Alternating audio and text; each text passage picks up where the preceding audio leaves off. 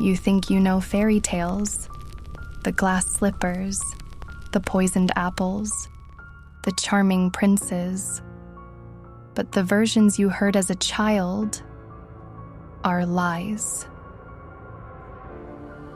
Long before animated musicals and happy endings, there were stories that dripped with blood, fear, and twisted morality. Tales not meant to soothe children to sleep, but to warn them. The brothers Grimm, Jakob and Wilhelm, were not storytellers in the traditional sense. They were scholars, language lovers, historians of the forgotten. In 1812, they published a collection of folk tales from across Germany. What they found wasn't magical. It was brutal. You know the story. A wicked stepmother, a fairy godmother, a lost glass slipper. But in the original Grimm version, when the prince comes looking for the girl who fits the shoe, the stepsisters slice off their toes and heels to force a fit. Their blood stains the slippers red. And when the truth is revealed, doves peck their eyes out as punishment. There is no forgiveness in Grimm's world.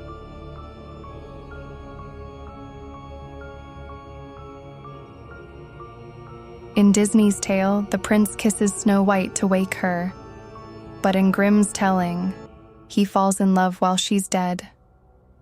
He takes her coffin home, obsessed with her lifeless beauty. Only when a servant drops the glass box, dislodging the poisoned apple, does she awaken. Still think it's a fairy tale?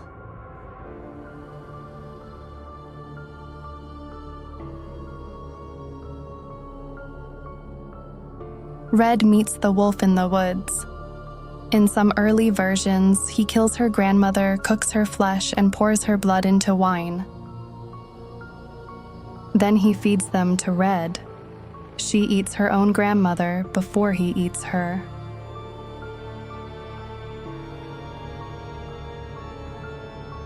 These stories weren't written to comfort. They were warnings about strangers, vanity, greed, violence, and survival. In a world without police, phones, or safety nets, these tales taught children how to fear wisely. And maybe that's why they still linger in our minds. Because even today, danger wears a charming smile.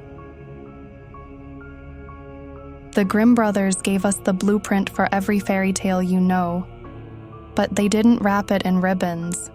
They left the thorns.